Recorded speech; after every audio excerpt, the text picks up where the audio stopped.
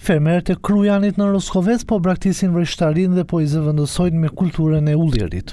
Nga 100 hektar me vreshta, sot kanë mbetur vetëm 5 hektar. Ka ngelur shumë pak 5 hektar vreshta, midis këtyre 5 hektarëve gati 2 kam rezistuar deri tash.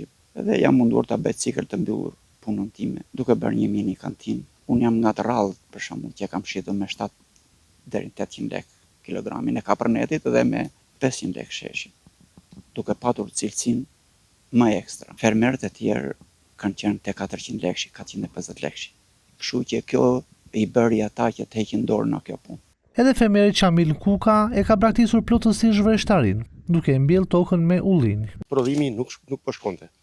Arriti tek kilogrami i rrushit vali 250 deri 300 lekë vjet. Njëri pas tjetrit filluan të prishin vreshtat dhe ta mbillin ulli. Por nëse nuk përballohet me tregun e jashtëm, atëherë do të vijë një kohë që do degradohen, nuk do të shërbejnë me fermerët ullirit. Të njëjtin shqetësim shpreh edhe Astrid Abedini, i cili nga një sipërfaqe e konsiderueshme me vreshta sot ka ruajtur vetëm një dynym. Është turp ta thuash po prin 2 lymë vresht, ne nuk e shisim dot. Gjithë tokat ne kemi bërë ullinj, unë për shembull personalisht i kam bërë gjitha tokat ullinj.